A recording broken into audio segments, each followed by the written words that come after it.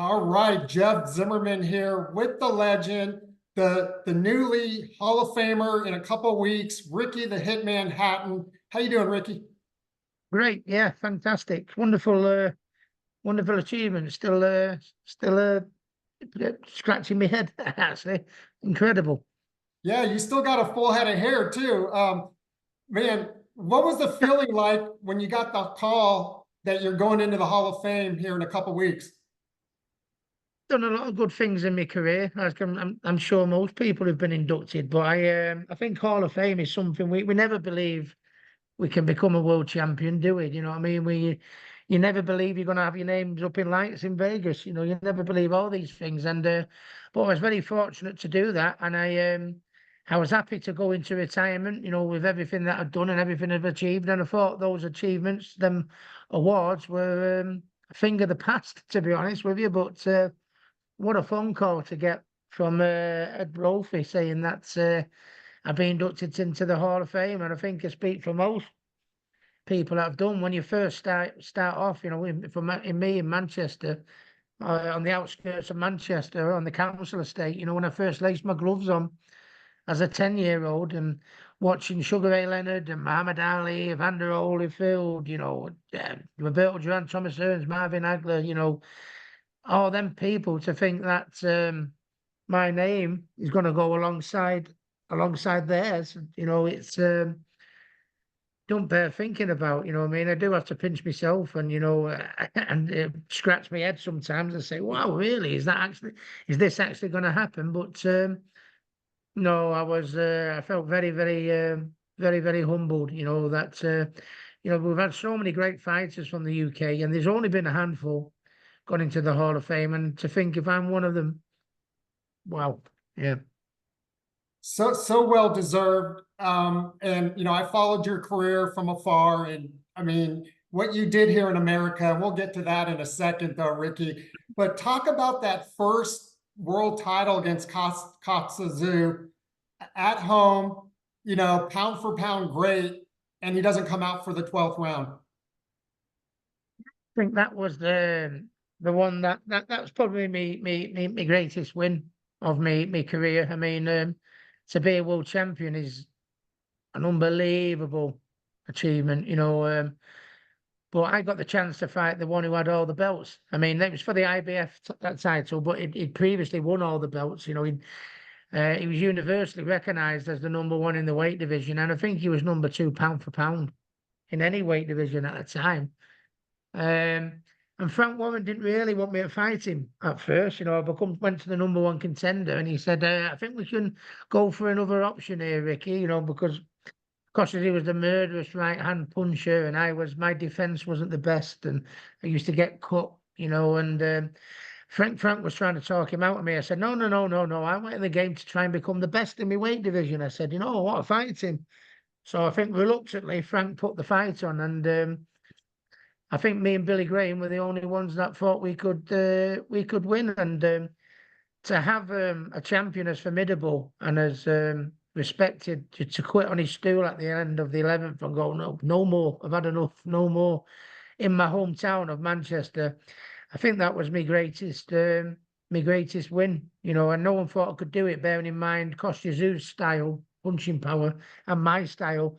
I think everyone said, "Oh, we love you, Ricky. You know, we're right behind you." But I think a lot of people thought no chance. But me and Billy believed in ourselves, and we did it. And I think that's because Kostya Tszyu was such a global boxer, if you like, because what he did as an amateur and as a professional, he was a global fighting figure, wasn't he? So he was known in the United States, and that, I think that's what opened the door for me to go and fight in the United States then, because he was such, you know, I think, you know, United States fight fans must have thought, who's this little fat English guy who drinks Guinness, who's made Kostya Tszyu quit on his stool, you know what I mean? And I think, and then obviously it went over, and it went from there. Many great memories. Yeah, It started from the Kostya Tszyu fight, yeah. Yeah, it certainly puts you on the map, you know, in the US. And then you come to fight Jose Luis Castillo, who, you know, famous for his barn burners against Diego Corrales. one of the greatest fights of all time, but he also arguably beat Floyd Mayweather Jr. in his first fight. And you stopped him in the fourth round with a body shot, breaking his ribs, I believe. Yeah, I couldn't hope for a better result because obviously, going into the fight, if I can better Floyd's performance or even win, the fact that Floyd's beating him twice on points, I thought there's a good chance um the Floyd fight could come off if the manner of the performance is good enough, and I couldn't have expected it to have gone any better, and to beat someone as good as a close quarter fighter as Jose was, and himself, he was a body puncher, in the trenches, that type of fighter, and I can't, I'm not gonna. I mean, he probably was coming towards the end of his career, and I'm not, man enough, to say that. But I mean, it is still has been as cagey as ever. Probably more cagey, as he's got older with experience. So I think bearing in mind who it was against, I don't think it was a great punch that I threw. I touched him to the head and then threw a left hook to the body. But I think it was more who it was against and how I got it in. You know what I mean? It was sort of like beating a Mexican fighter, like at his own game, if you like. And he took a bit of stick about the way he went down in the fight, Jose. And I remember Bob Arum saying at the press conference, he said, "Well, we've just had him inspected in the changing rooms, and you've cracked 3 of his ribs." So and Bob Arum said, "So stop having a go at him. You'd get down if you had 3 ribs cracked." But yeah, I just got him in the right position, and I used my momentum. He caught me with a left hook to the head, and I went that way and and then hit him with a body shot. And I think the best body shot I've ever thrown. Not necessarily the punch, but I think who it was against. Yeah. Sure, sure. Yeah, that was great. And then you get the call to fight Floyd Money Mayweather, coming off his split decision against Oscar. It was kind of the passing of the torch from the Golden Boy to Floyd. And you come to the US, it's a massive fight. You're both undefeated. I mean, how confident were you going into that fight? Very confident going into the fight because they say, an undefeated fighter is dangerous because he's undefeated and he doesn't know he can be defeated. So where people would say, if he went in against Floyd Mayweather, you're going there just for the payday or just for the opportunity. No, I was undefeated, and I'd beat Kostya Tszyu, I'd beat Castillo, I'd become a 2-weight world champion. I saw my name in lights in Vegas, for a Brit, that's a highlight. I mean, when you think to yourself, why I didn't just turn up, for the payday, which ultimately it was my biggest payday. I generally thought I was going to beat him, and when I didn't, I found it very hard to come to terms with him back home in England. It's nothing to be ashamed of, but if you thought you were going to win, you think you're going to win. It doesn't matter what they think. It's what I was thinking, and I really struggled with it, to be honest. But I look back at the Floyd fight, and for so long it hurt me. I was devastated for years after. I mean, it still bothered me. But I think I've been through a few bad times away from boxing and out of the ring. You know what I mean? It's well documented. I had a real tricky few years. But whenever anyone mentions the Floyd Mayweather fight now, I talk about it with great pride because there was like 40,000 Brits went over. I'd moved up from like welterweight to welterweight again. You know what I mean? And moved out my weight division and give the arguably now the greatest fighter of all time a good run for his money. Do you know what I mean? And he was a hell of a shot what he knocked me out with, and he needed a shot like that to knock me out with because it looked like I was going to keep coming until he got me with one of them, which he obviously did. But I struggled to come to terms with that one. But when I look back now, I look back with great pride, and it changed my life, my kids' life and my kids' life. So financially, I'd achieved my world titles and I'd boxed in Vegas and I've ticked my boxes and I'd achieved all my goals financially. My family was all right, but when I boxed Floyd, that took me to another. It was another league, and I'll forever be grateful that I shared the ring with Floyd Mayweather. Yeah. Yeah, and you actually caught him in the first round, if I recall, Ricky. Didn't you like I think I hurt him. I think I caught him off balance. I think I certainly definitely caught him off balance. And if his ass had a hit the deck, I think it would have been a knockdown. But I don't think I shook him. But I think I was having success early on. But I don't think the referee had his best night. I'm not saying, listen, the reason why I got beat by Floyd is because of the referee, because right, I made myself look an idiot. Do you know what I mean? It's Floyd Mayweather. But I certainly, don't think I don't think Joe Cortez had his best night that night. You know what I mean?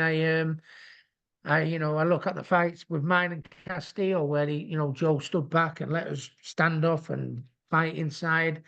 I saw the fights where Jose Luis Castillo was able to get close and being able to let his shots go, and Marcus Maidana was allowed to get in close and everything right. like that. You know what I mean? So I thought I had half a chance. But I think it's clear to say, and I'm not saying this is the only reason why Floyd beat me, but I wasn't allowed to get in close. You know what I mean? And if I was going to have any chance, I needed to be allowed to get close. It was Right. an hard enough job as it is. Even if I got close, it'd have been hard enough. But that's. But I look back at that fight. I'll always be grateful to Floyd for giving me that opportunity. Yeah, Ricky, and I'm here with Ricky Hatton going into the Hall of Fame June 9th weekend in Canastota, New York, International Boxing Hall of Fame, the legend. Now, you talked about having, and even to this day, or you finally come to peace with it, but having a tough time. But you come back to Manchester, your hometown, against Juan Lescano in front of 55,000 fans. So obviously, they were proud of you and they came out to support you. What was that feeling like? Popularity has never been in question. I mean, to be honest with you, it's like when the fans, and I think that's why 40,000 came over to Vegas for the Floyd fight. 40,000. You don't get that going watching England in the World Cup. 40,000. And I think they thought when I got beat, it wasn't like a British boxer, an English boxer getting beat. It was just like one of the mates got beat, because I think I had an unbelievable following, because I think my style was exciting. I was a body puncher. I used to attack. You know what I mean? Fight came against Floyd, I'll have it. Fights come against Pacquiao, yeah, I'll have it. Against Kostya Tszyu, yeah, I'll have it. I was fearless, no nonsense. And but out of the ring, we have a saying in England, they call you one of the boys. Which means you go to the pub, you'll have a beer, you'll go and stand in this, go and stand up in the stands, watch Man City, have a pie, have a beer, you know what I mean? I was like one of the boys, and if people could I never shied away, red carpet or anything like that. I was always, just one of the lads, as we say in England. And I think people say, "Oh, he's really brilliant." You tell you what, feet on the ground, dead. Well, go and watch him, and it was as if the man in the crowd could relate to me. And it was like when they come and cheered me on, it was like they were cheering on one of the mates, not an English fighter, to be honest with you. And I think that's my proudest achievement. When I doesn't matter what money you've got in the bank or what belts you've got and like that. And even to this day, when I walk down the street and I see the love in the eyes of the fans that used to follow me and still love me to this day, that's priceless. Yeah. Yeah, and you answered one of my questions, and you've talked about it here with the fans. It was like Beatlemania, Ricky, here in the U.S. when you came over, and those fans, and I remember watching those fights, and you're hearing them. I can't sing, but there's only one Ricky Hatton, or walking Yeah, in a yeah. Hatton Wonderland. I When you think Larry hear him, Merchant said on HBO, he said Ricky Hatton's the only one that can have Christmas songs in the summer.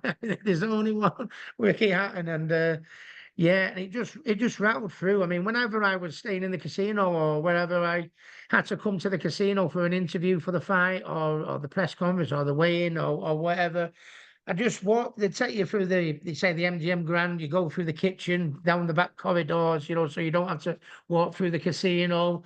And right, all you could hear was there's only one Ricky Hatton, there's only one Ricky Hatton. And my mates were phoning me up to wish me good luck tomorrow, Ricky, and they went, "How you doing?"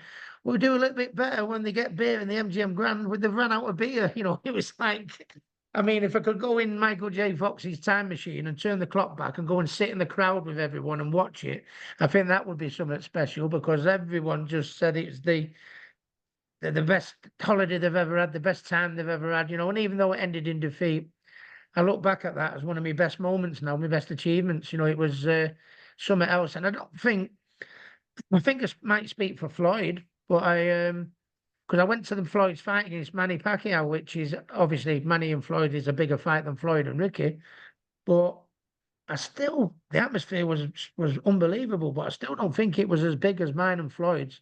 That was a different level. I'm thinking because I've always gone to Vegas, even though when I wasn't fighting, to watch the fights, and I've never seen anything like that. And Yeah. I don't know what it's been like since because I haven't really been since. But yeah, it took some beating. That was something else. Yeah. Yeah, it was exciting. Like I said, it was Beatlemania anytime you fought out here. Let me ask you though, you know, so you had the fight at home, and then you get the Manny Pacquiao fight. You expressed some concerns about PEDs back then, and obviously Floyd held out for a long time because he was worried about Manny and taking PEDs and so forth. Talk about the fight, and just you gave Manny his props afterwards, saying, "Hey, he must have he must have just became really really good." But go back to that fight a little bit. Well, I mean, when I struggled with the defeat from Floyd, and I went back to England, and I was thinking of packing the game in. I was that devastated, you know, and I've always suffered a little bit of mental health, you know, along the way, and I found it really hard to go out in public and everything like that. Believe it or not, you know, there's no shame in getting beat by Floyd, Right. but that's how I felt up there. And I boxed at the City of Manchester Stadium, so then my head was back up, and then I then parted company with Billy Graham. I felt that I needed a new trainer because Billy Graham was having needles and injections in his arms and elbows.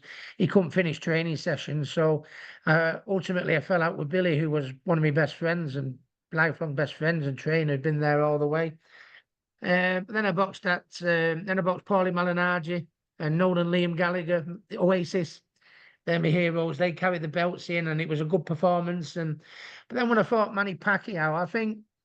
I was I was not in a great place, you know. I can't say. And at the end of the day, you know, there was only one way I was going to fight Manny, and that was go straight for him, you know. And Manny was blasting everyone out, you know, at the time and that. And you know, just I think to myself, I wasn't in a really good place, you know, because I mean, like, you know, I got beat by Floyd, I was down, then I boxed at City, then I was up, then I got beat, then I fell out with Billy Graham, then I was down, then I beat Malignaggi, then I was up, and then I got destroyed by Pacquiao in 2 rounds, which is, when you fight like I do, that could always be the case. And also I think the years of abuse, drinking and partying and ballooning up and down in weight in between fights. My nutritionist, Kerry Kay, said to me, one day this is going to catch up with you, Ricky. You know, one day your body's, I've never known anybody get away with ballooning up and down in weight like you do. But he said, you know, this is going to catch up with you one day.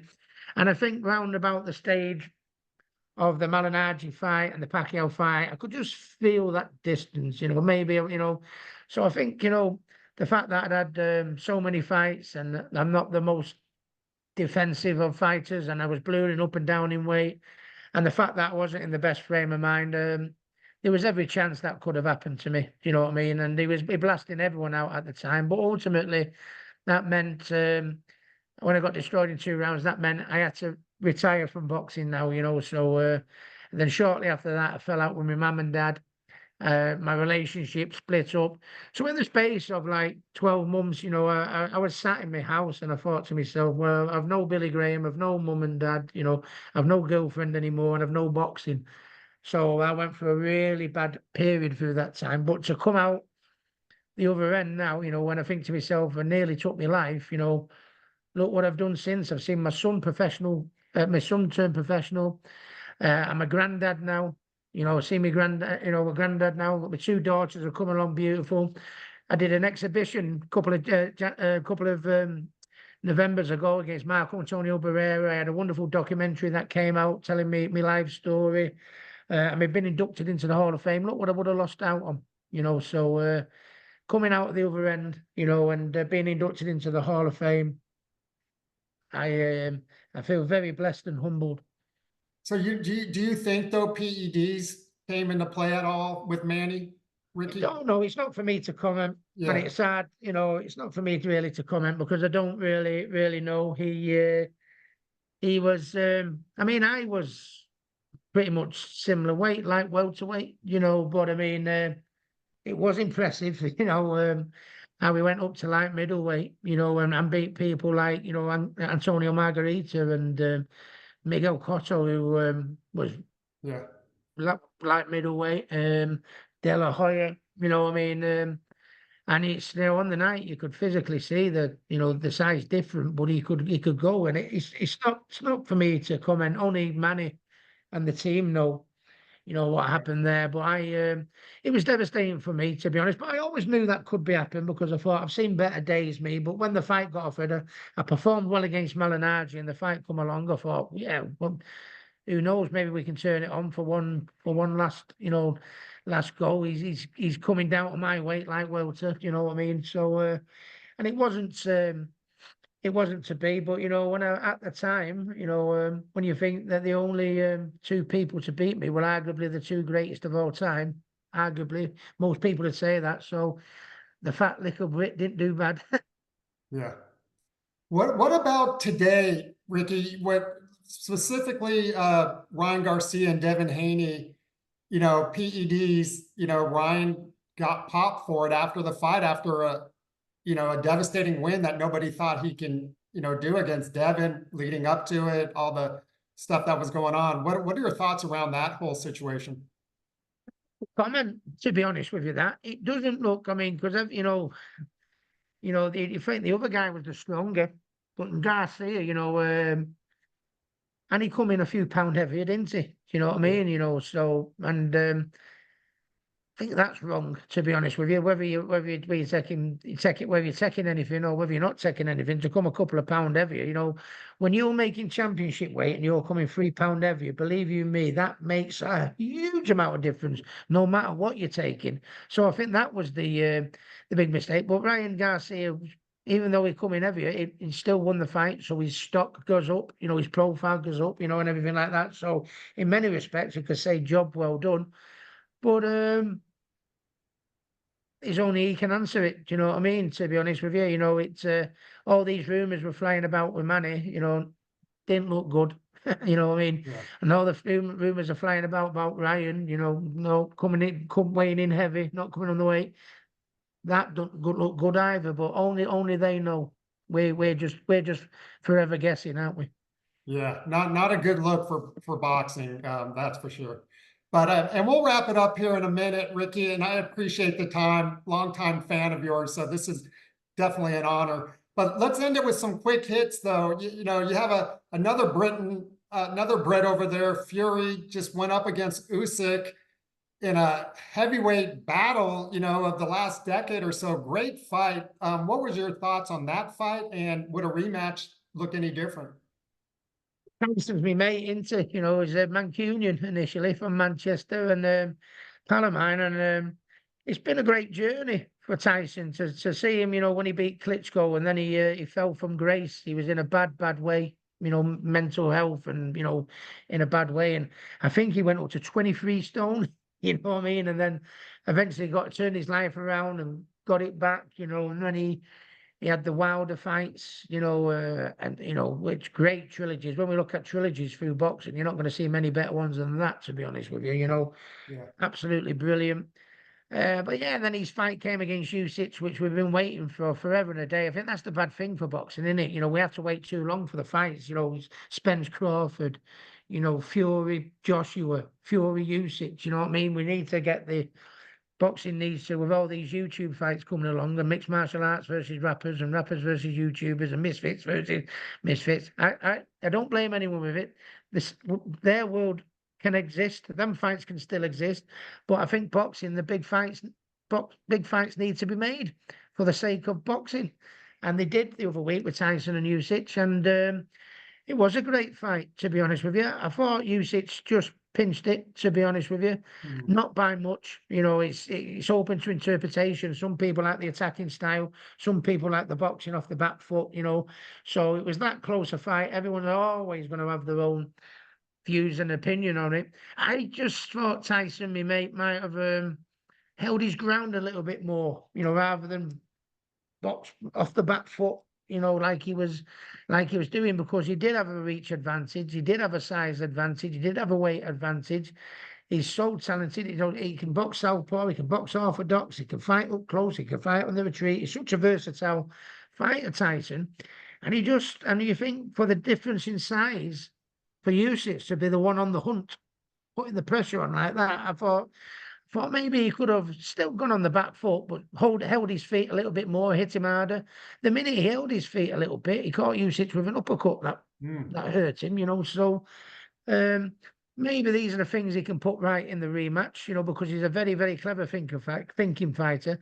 But the only problem with that is Usyk is a clever thinking fighter as well, you know, Olympic gold medalist, undisputed Commonwealth champion, undisputed heavyweight champion. Fighters like Usyk don't come along too much. So I mean, I think it'll be another close one, but I think the winner of the second one would be one who could take the information of what went on in the first fight and see what they can apply in the second fight. You know, Tyson, a friend from Tyson, my friend of mine from Tyson's camp said he spoke to Tyson. He's confident in the rematch. He reckons he's got he reckons he can solve the puzzle. He reckons he's got a few more things that, you know, he can do in order to win the fight. But I've no doubt Usyk will probably do the same. But fights like that of that stature is good for our sport, because I'm not going to lie. Lately, I have been a bit worried about the sport with some of the fights that have been, some of the things that have been and are still in the pipeline.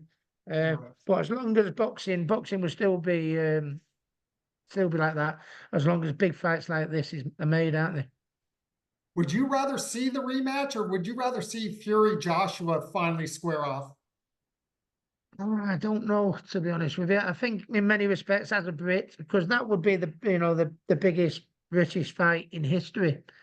Um, and just to go back to, boxing needs to make these fights happen.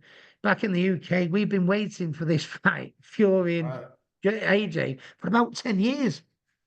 About 10 years. It's shocking that and I don't know, for whatever reason, why it's not happened, but and it's getting to the stage, being a friend of Tyson, getting to the stage, you can see Tyson is, that was a close fight, the two best fighters in the world, but you can see he's coming to an end. You know what I mean? He's had them 3 fights with Wilder. He went through that bad time when he lost about 10 stone in weight in order to make a comeback. That would have took it out of Tyson. As a friend, I hope it's not too long that I can see him put his feet up on the sofa and retire and relax. But it doesn't seem. It seems like there's going to be a rematch. And then if he wins the rematch, then the fight will go for Joshua. So it just worries me how long Tyson's going to go on for. But he's a fighting man. He's a champion, isn't he? You know what I mean? So if in an ideal world, as a boxing fan, with my friendship cap off, if he can beat Usyk and then fight AJ and then retire, that would be the way I would like to see it. Go out, yeah, go out on a high note. That would be Yeah, yeah. fantastic. And real quick, your old rival Kostya Tszyu, his son Tim Tszyu is making a splash out here in the U.S. Obviously, he had that tough going against Fundora, but now he's going against Vergil Ortiz, another knockout powerhouse with Golden Boy. What are your thoughts on Tim Tszyu as a fighter? Is he like his dad? What do you see in him?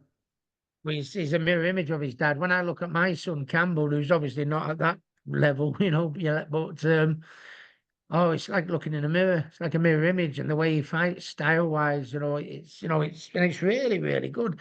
And I think the first fight, his first defeat, I think he lost it only on experience, because he's not had as many fights. How many fights has he actually had before he fought? He won the world title, but he's gone right immediately straight into the high echelons of fighters, hasn't he? To be honest with you, so I mean, that's an achievement in itself, to be honest with you. But he'll learn from that defeat and come back. But he's shown he can mix it in that group, no matter how. Has he only had about 12 fights? Yeah. I think he's had about 12, 13 fights, hasn't he? Yeah, that's incredible to get where he's got already, to be honest. And he's, so he's fresh. He's a young gun. He's got plenty of years in front of him, but he's not hanging about, is he? The class is in already. Take me out of to him, and yeah, I really rate him. Really rate him. I think I think he's fantastic. Yeah, I interviewed him before he was supposed to fight Thurman, before Thurman got hurt. And he considers himself a throwback fighter, like you, like his dad. It seems like he would be someone that could fight in any era.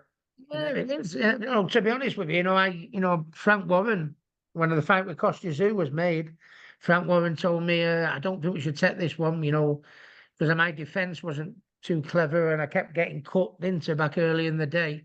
Frank Warren said, no, we don't need to fight him yet. Let's go for another one. I went, Frank, I said, I've had 30 some fights. I said, how much do I want to wait before to get tested? He's the number one. I want to be the number one. Let's fight him.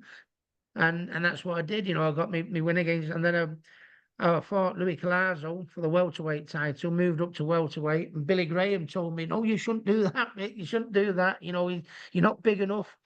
And I did, and I won it in a close fight, and I got away with it. So I've never been, and I do, when I look at it from that point of view, and then fought Floyd and Manny, and was a little bit fearless from that point of view. So I do like to think of myself as a little bit of a throwback.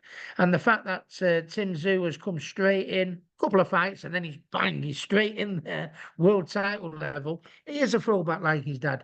And it's nice to see, with so many things in boxing coming along now that we're not enjoying seeing, to see someone come through like that, no fear, straight in at the top level. I think, yeah, really is a throwback like his dad. Yeah. And I would say you're probably not a fan of the Mike Tyson Jake Paul fight, Ricky. No, no, to be honest with you, and it's like a lot of people, he is a lot younger than a lot younger than Mike. You know what I mean? And Mike looks very. I hope I look like that when I'm 58. I tell you what, he looks explosive on the pads and stuff like that. But I've only seen him in little bursts. You'd think at 58 years of age, how long would he be able to maintain that for 4, 5, 6, 7, 8 rounds or whatever it is at 58 years of age? And at 58 years of age, as good as Mike looks, is he solid enough to take what's going to come back at him? You big difference taking him at 28 and 58. I would have thought so. Do you know what I mean? So, and I think to myself, Mike Tyson's a hero of all of us. And I'm sure he's a hero of Jake Paul's. Why would you want to risk potentially knocking out your hero? No matter what money they throw at you. I can't get my head around it. And the fact that, fact that it's going ahead, I think it sometimes needs taken out of people's hands. I'm all for people making a living and earning a few quid and doing that. I believe the YouTubers versus the misfits, and the misfits versus MMA, and the MMA versus basketball. I think them fights can exist, but no, Jake Paul fighting a 58-year-old Mike Tyson. I tell you what, if he knocks out Mike, I'll come over and I'll find him and I'll knock him out. Who wants to see Mike Tyson get knocked out at 58? If you're a real avid boxing fan, I don't want to see it. Yeah. Well, listen, Ricky, I appreciate all this time. I appreciate, the opportunity to talk to a living legend like yourself. Like I said, as someone who grew up with the Sugar Ray Leonards, the Haglers, and the folks like you mentioned, you came in after that era and brought excitement to boxing when it really needed it. Like I said, it was like Beatlemania out here in the US when you came to fight. You're going into the Hall of Fame here in a couple weeks. I'm sure you're going to have that same following. You're probably going to take over. Your fans are going to take over New York. What do you want to say to your fans and just kind of, going into the Hall of Fame? I accept this. I accept this fantastic award. With everyone who's had a part in my career. You know what I mean? From my promoters like Frank Warren and Dennis Hobson, Golden Boy Promotions, Banner Promotions, Billy Graham, Mick Williamson, my coachman, my nutritionist, Kerry Kays, Paul Speak, my manager, and there's far too many to mention. And all them fans that supported me along the way, to be honest with you, you know what I mean? The biggest fan base, to come over to the United States, I mean, the numbers that, have come over to follow me, you know what I mean? And And I tell you what, they got me through so many fights. They certainly got me through the Kostya Tszyu fight. You know, they were right behind me for the Floyd and the Pacquiao fights. You know what I mean? I accept this award on behalf of all that I've just mentioned and all the fans that I had in the UK and the US. You know what I mean? We had it was always a party when Ricky Hatton came to town anyway. Ricky Hatton. We'll end it with that. Again, going into the Hall of Fame with the stud class. It's going to be a Hatton Wonderland in Canastota, New York, and well-deserved, Ricky. Congrats on a great career. And if you ever get to Vegas, go see Richard Steele at his gym. He just turned 80, by the way. He will. How old was he turned? He just 80? turned 80 years old. Wow, fair play. God blimey, yeah. Yeah, give him my best when you see him. Yeah, he was one of the best. Yeah. I will, definitely, Ricky. Thank you again, and enjoy the weekend out in New York, and hope to talk to you down the road. Yeah, all the best. All right, thank you. Lovely to speak to you. Cheers. Thank you.